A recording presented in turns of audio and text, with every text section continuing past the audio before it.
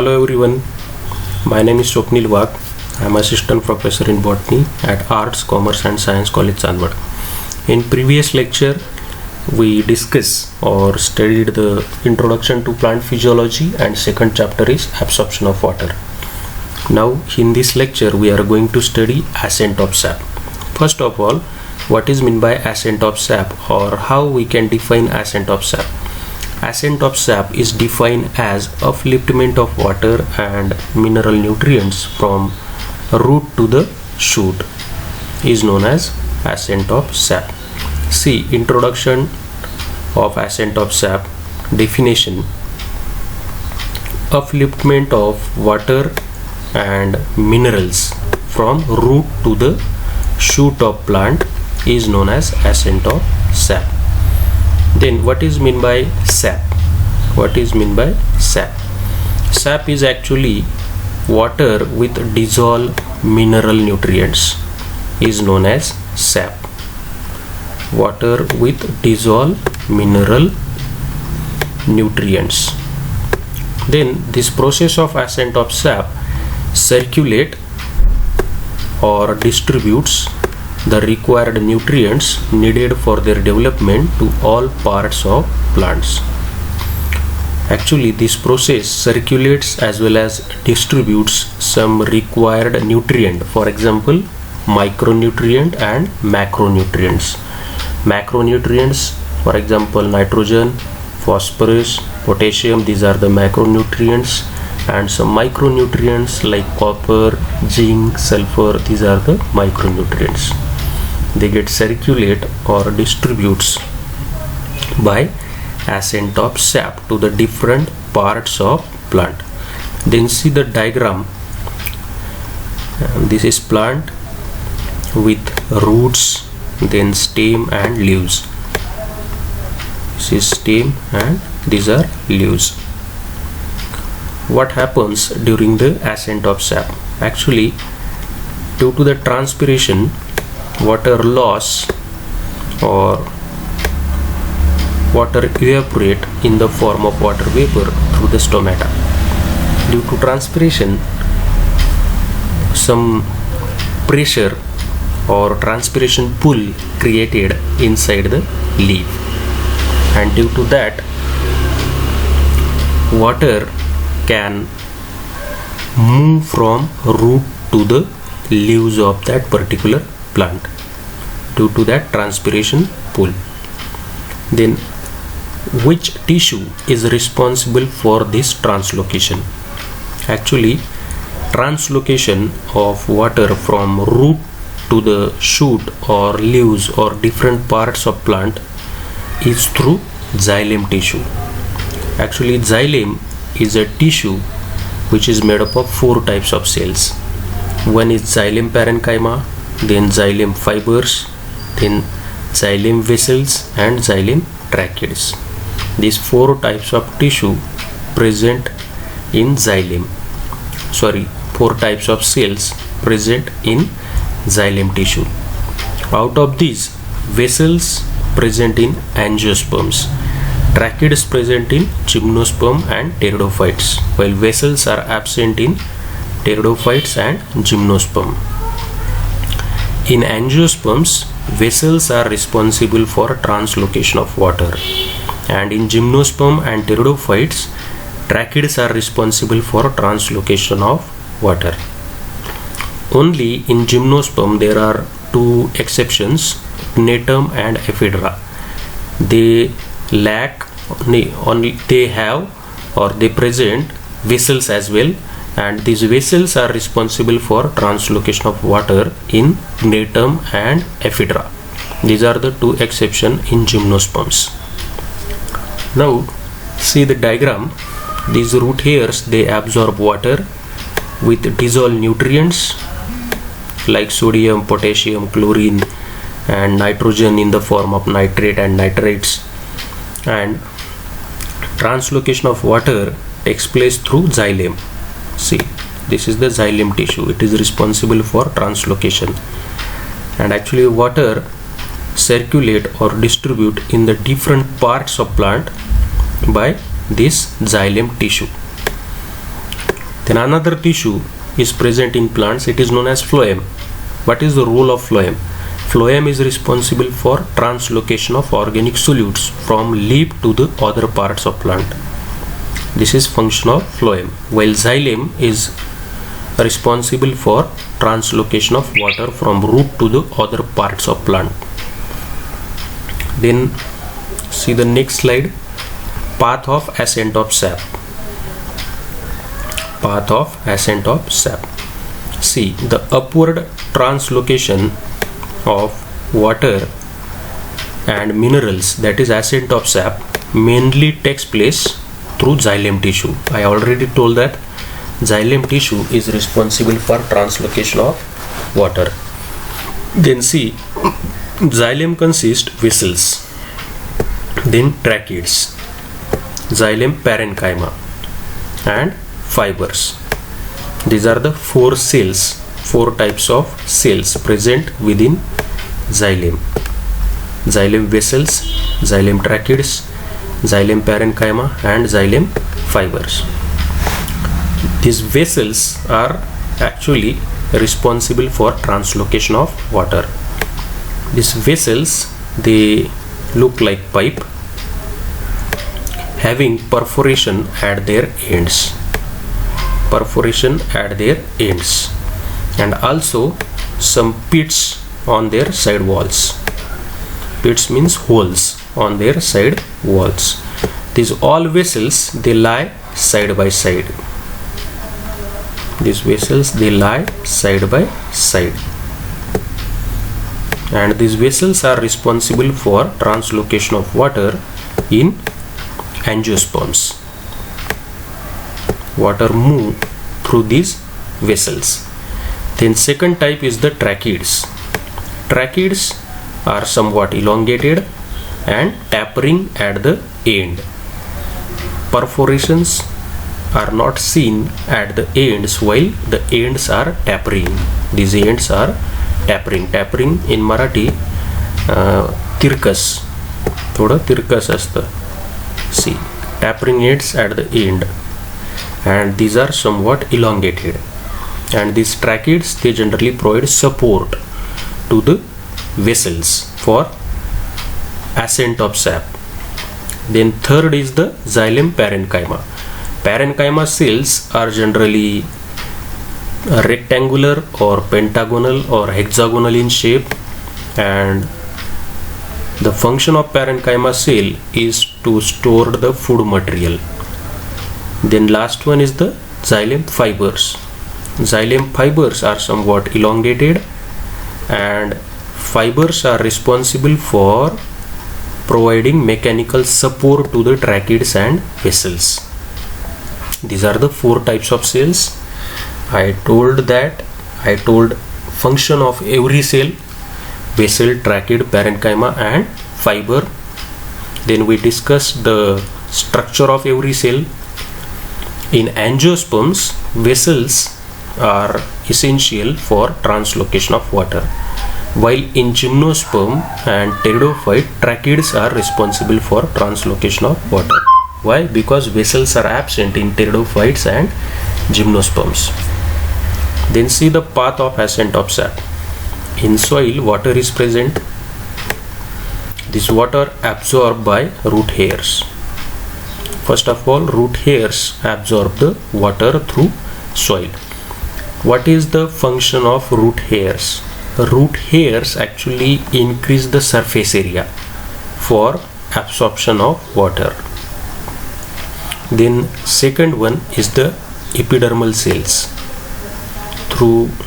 Once the water get absorbed, it enter inside the epidermal cells.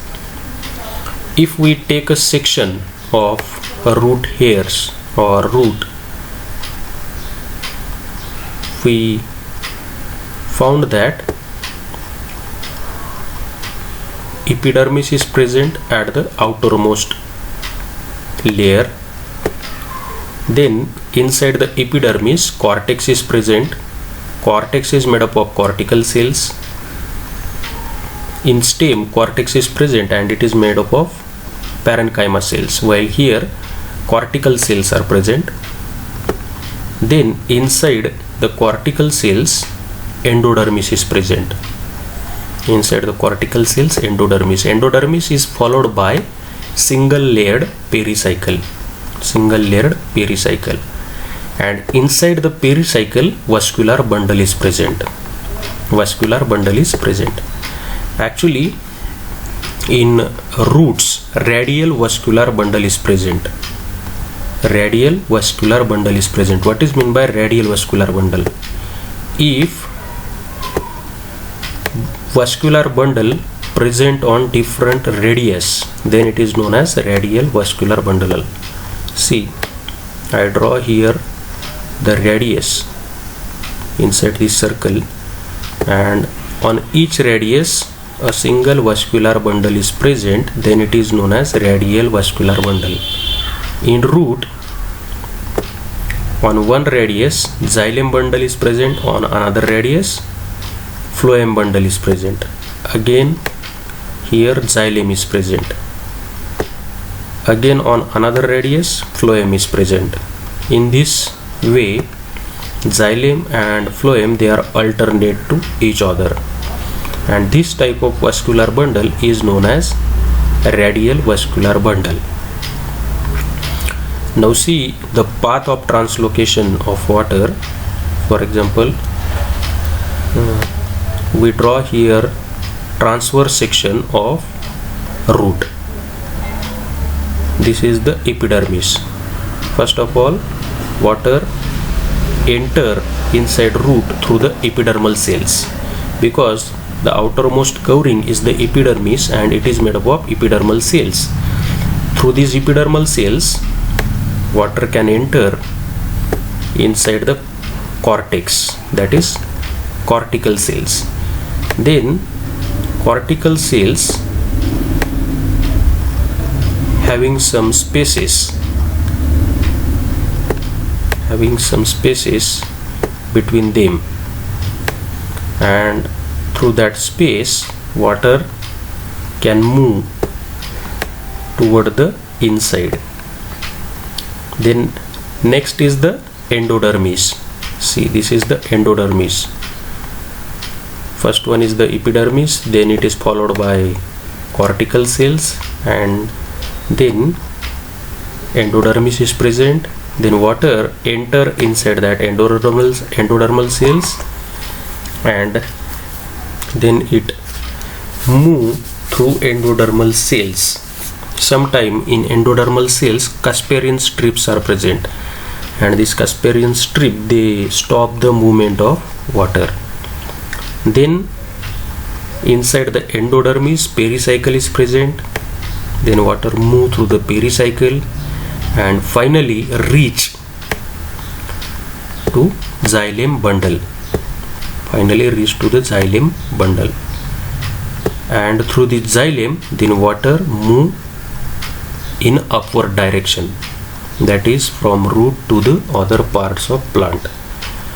If angiosperm plant is there, then water move through the vessels, and if pteridophyte or gymnosperm is there, then water move through tracheids, and finally it distribute in different parts of plant like shoot, leaves, stem, flowers, fruits, etc.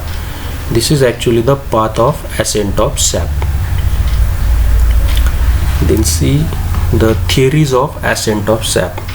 Various scientists discovered various theories of ascent of sap.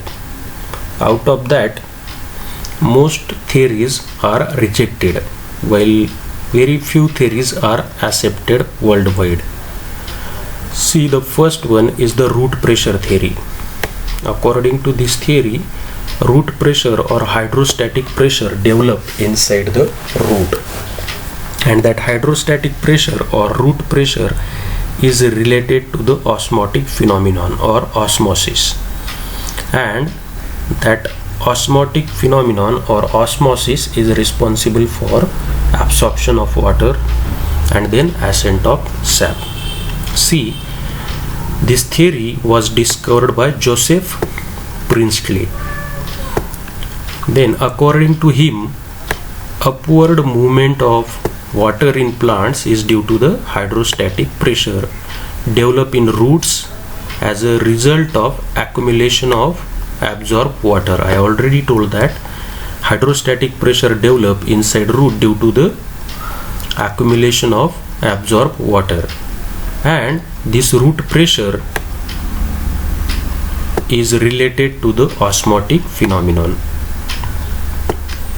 and hence the factor affecting osmosis also affect root pressure. Means in this theory, hydrostatic pressure and root pressure develop inside root, and that is responsible for ascent of sap. But see the objection to this theory. First one, the strong objection to this theory is root pressure is not developed in tallest plant like gymnosperm.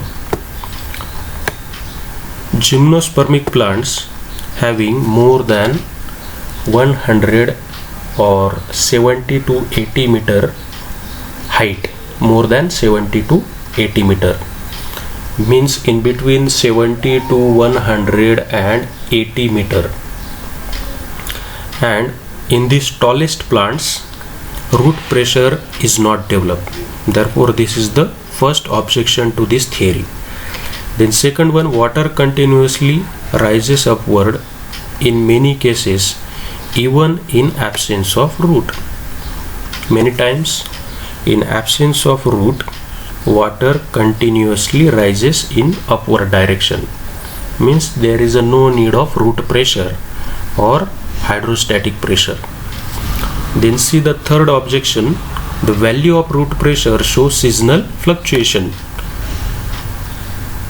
This is also important because root pressure or root pressure value is very high in spring while very low in summer. It get fluctuate, and due to that fluctuation, how plants absorb water or how ascent of sap takes place. This is the third objection, and therefore due to these three objections this theory get rejected. Then see the second theory, that is physical force theory.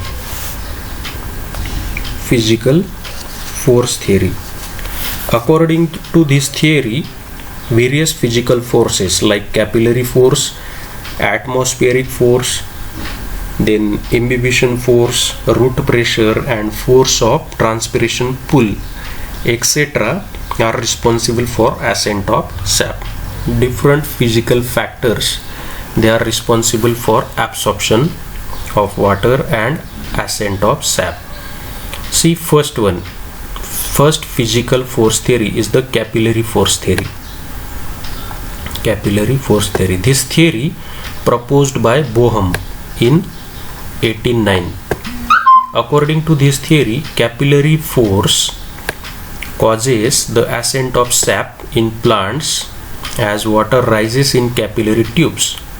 You know the capillary tubes, and capillary tubes having meniscus at the both ends. Both ends of capillary tube are generally open,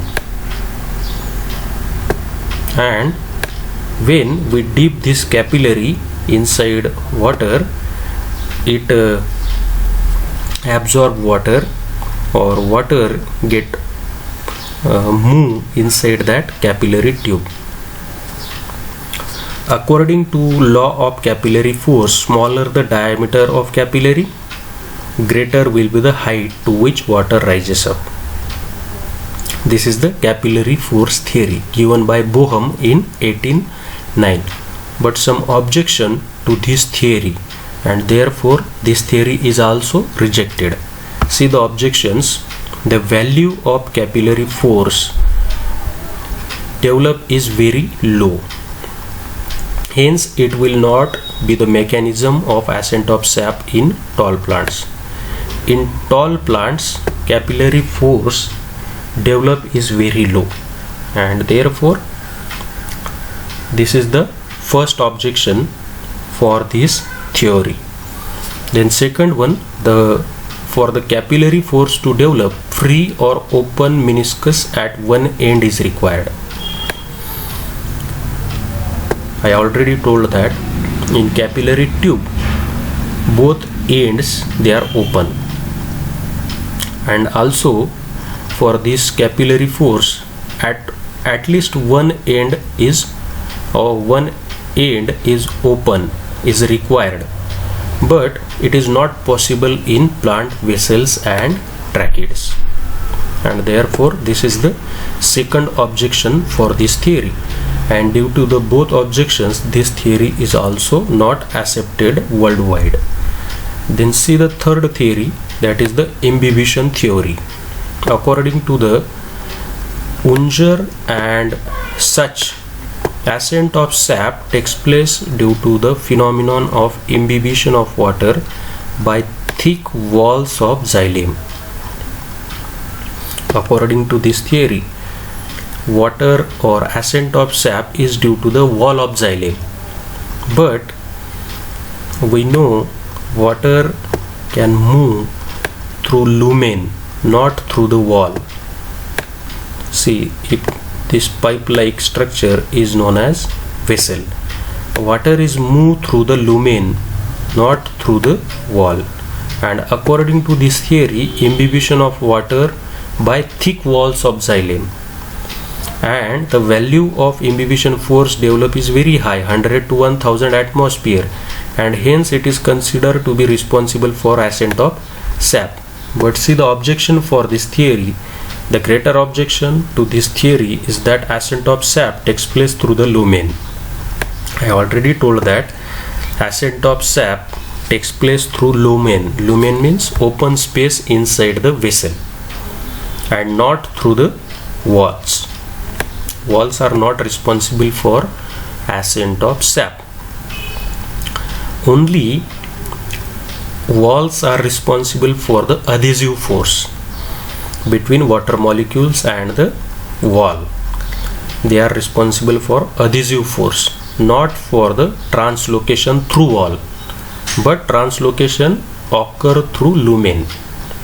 This is the first objection, and therefore this theory is also rejected.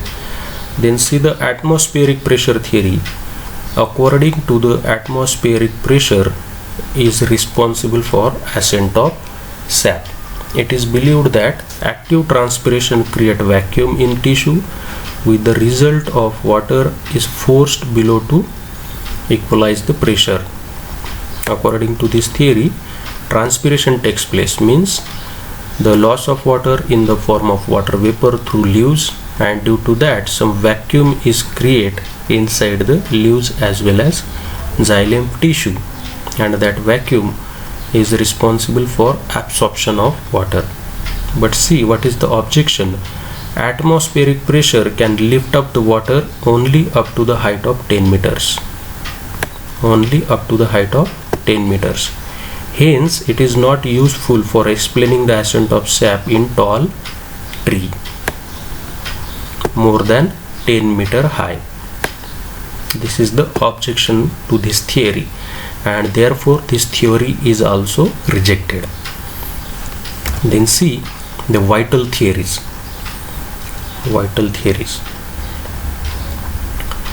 Vital force theory is a mechanism proposed for the ascent of sap through xylem tissue of plant. In vital theories, first one is the Gordowski's relay pump theory. Gordowski's relay pump theory. This theory was proposed by Gordowski in 1884 and was supported by Jaynes in 1887. According to him, upward movement of water is due to the pumping activity of cells of xylem wood parenchyma. Pumping activity of cells of xylem wood parenchyma and medullary rays.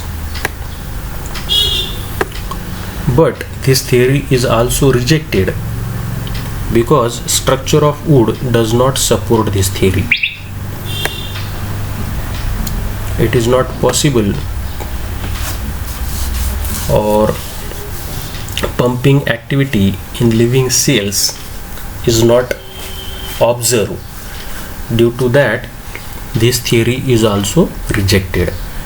Then see, next one is the Bose theory or pulsation theory.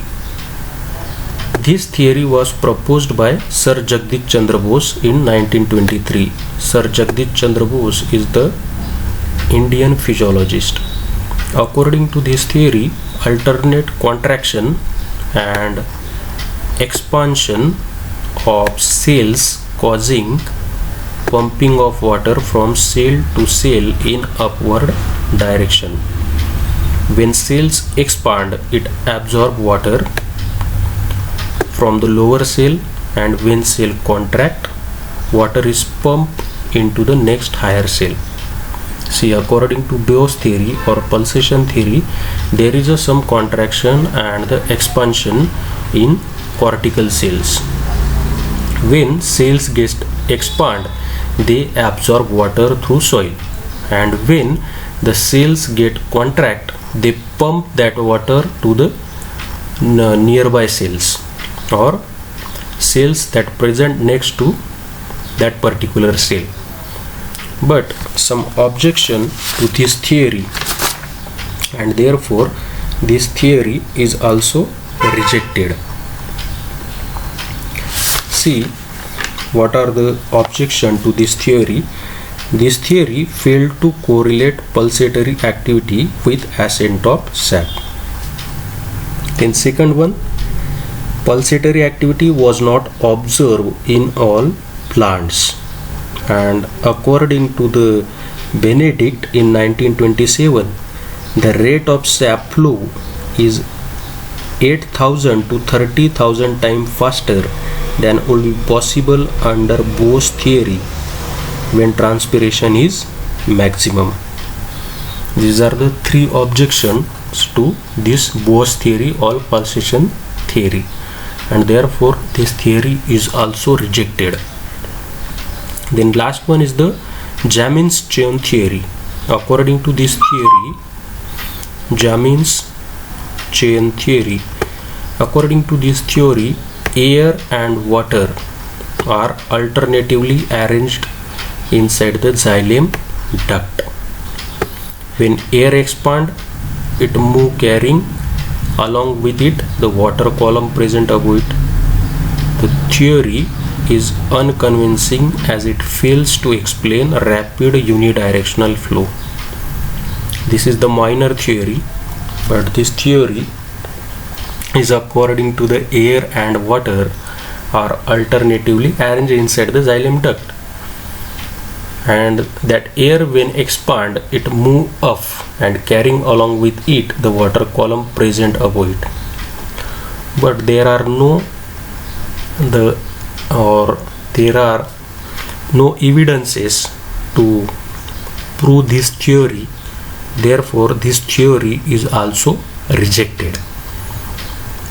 Then see the theory which is most accepted worldwide, and that is the transpiration pull or the cohesion theory.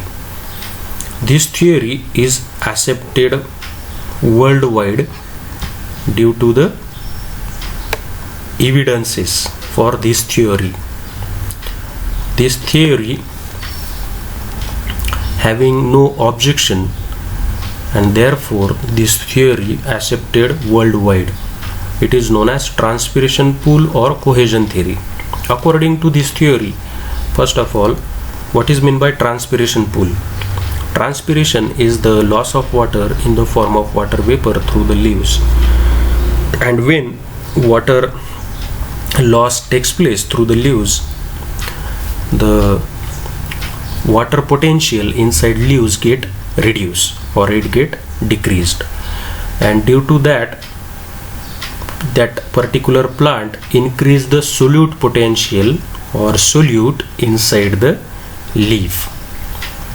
And we know one property of water, that water is always move from high water potential to the low water potential, and when water potential get decreased inside leaves and water potential of soil is somewhat more than water potential of leaves, because we generally provide water to the soil, or already water is present inside soil. Therefore water potential of soil is greater than the water potential of leaves, and therefore water move from that high water potential, means root, to the low water potential, that is leaves. This is the first property of water. Water always move from high water potential to the low water potential. And second property, water move from low solute concentration to the high solute concentration. When transpiration takes place,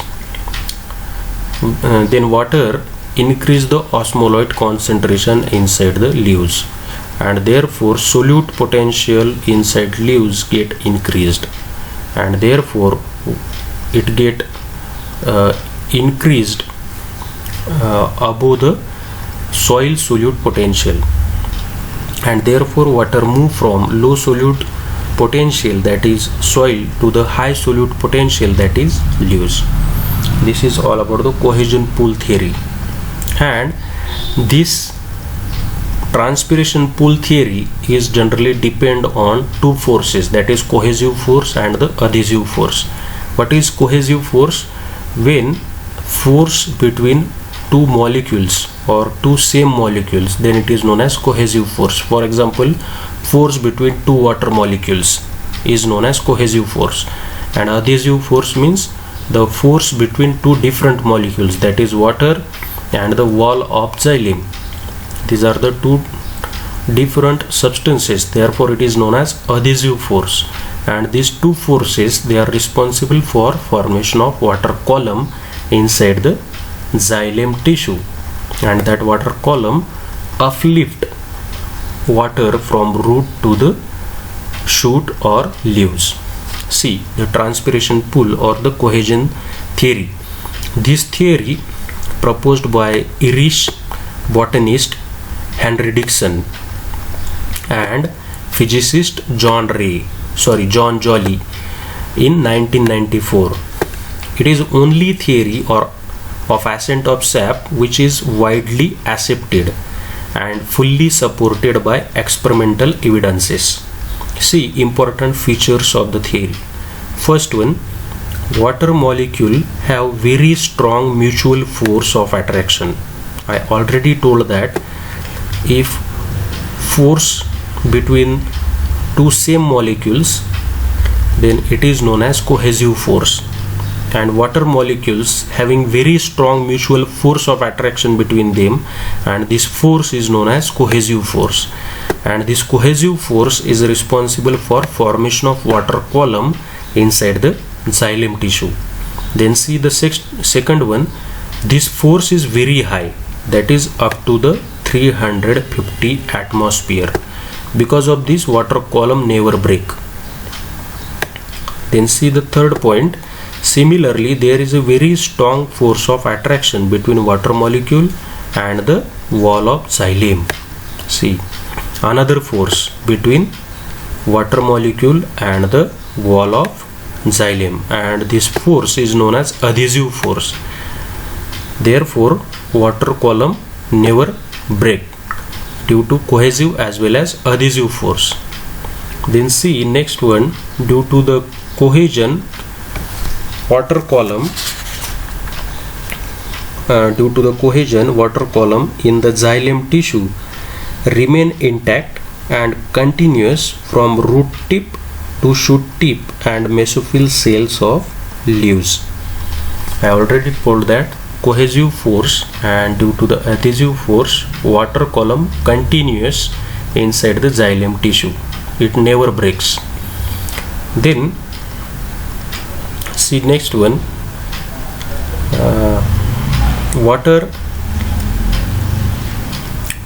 this loss of water creates suction or pulling force. Actually loss of water takes place through stomata, and due to that suction or pulling force is created inside the leaves, and this is known as transpiration pool. How this transpiration pool is created? It is due to the transpiration of water through leaves.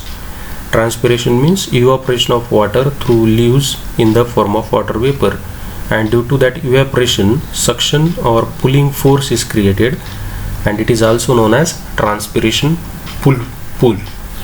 This force of transpiration pull, how it is created? It is created due to the transpiration, cohesion and tension. Then uplift the water and minerals from root to the shoot continuously, and due to that transpiration pull, that is suction and the pulling force, the water column is formed, and water and mineral from root to shoot continuously move in any height of the plant. These are some important features of this theory, and therefore this theory is accepted worldwide. Important thing you remember that transpiration pool is created inside leaves due to the transpiration, and another two things, cohesive force between water molecule from water column, and also adhesive force between the water and the wall of xylem is responsible for formation of water column. And these two forces, that is cohesive force and adhesive force, are responsible for upliftment of water from root to the shoot. Then see the evidences for transpiration pool theory. The osmotic potential of mesophyll is more than 20 atmosphere, which indicate that it is quite sufficient for ascent of sap even in trees more than 200 meter tall. Then second one is the porous pot experiment. Porous pot experiment. See the diagram. In this diagram, demonstration of transpiration pool theory by physical force system, that is porous pot experiment, is given. See, in this diagram, one porous pot is there. This is the porous pot, on which on the surface of this pot small pores are there through which evaporation takes place. Then just below that porous pot, one column is there, capillary like tube is there. Inside that, half tube is filled with water, and below that water, mercury is present inside that tube. Then see the second diagram, that is demonstration of transpiration pool using transpiring plant. This is the second diagram. Here mercury is present, and above the mercury water column is present, and one plant or twig of plant inserted inside that tube. Transpiration takes place through the leaves of that twig, and here through the porous plot evaporation of water takes place. In this experiment, a porous pot is placed at the top of continuous water column, and water is subjected to evaporation. The water column under tension does not break due to the cohesive property of water molecule. See, water get evaporate through the porous pot, but due to the cohesive force, cohesive means attraction force between the water molecule, water column is under tension but does not break due to that cohesive force. And similar kind of mechanism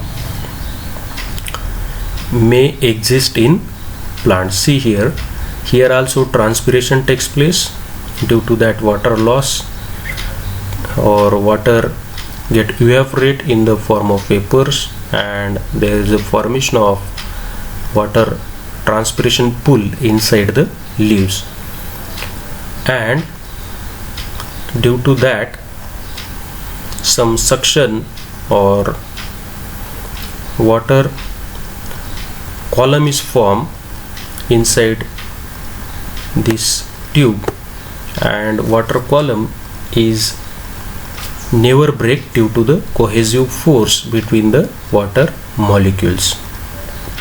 According to this experiment, the phenomenon in porous pot may similar kind of mechanism may exist in plants.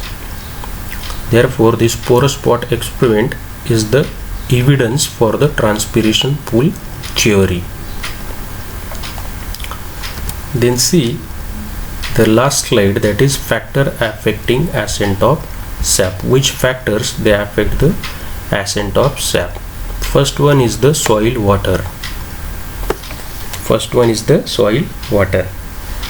Presence or absence of water in the soil in which the plant is growing is very important factor affecting ascent of sap. If availability of water will control the ascent of sap, the concentration of mineral in soil as well as soil salinity or acidity will affect ascent of sap. Saline water will inhibit the ascent of sap. Why? Because in saline water the NaCl concentration is more, means solute concentration is more, and we know that water always move from low solute to the high solute concentration, not from high solute to the low solute, and therefore in saline water ascent of sap get inhibited. If we provide sufficient amount of water to the soil, then it increase the ascent of sap, because water potential inside soil get increased, and therefore maximum water get absorbed by plant and ascent of sap takes place. Then second one is the temperature. If temperature is more in the environment, then rate of transpiration get increased, and due to that ascent of sap also get increased. If temperature is less, then evaporation of water get decline or it get reduced, and therefore ascent of sap is also get reduced. Therefore temperature is also the main factor that affect the ascent of sap. Then third one is the light. Actually light intensity is very important for ascent of sap, because light will induce change in temperature, and therefore it directly affect the ascent of sap. If light intensity is more, then ascent of sap get increasing. If light intensity is less, then ascent of sap get decline or get reduced. Then atmospheric humidity. Next one is the atmospheric humidity. Actually the humidity in the vicinity of the leaf control transpiration. If dry weather is there, then humidity is very less, and due to which rate of transpiration will very high, and naturally in that dry weather ascent of sap will be very fast. But during humid condition reverse process takes place, that is ascent of sap get decline. Then see the next factor, that is wind velocity. It is also important factor for ascent of sap. If wind velocity increases, then the rate of transpiration get increased, and therefore it also increase the ascent of sap. If wind velocity is less, then it decrease the transpiration, and therefore ascent of sap is also reduced. Then size and area of leaf. If area and size of leaf is greater, then ascent of sap is also more. Why? Because transpiration is more, in large leaf the number of stomata is also increased, and due to that number of stomata more amount of water get evaporate in the form of water vapor. Therefore size of leaf or area of leaf also affect the ascent of sap. Then last one is the root system, then its type, nature and root structure also affect the ascent of sap.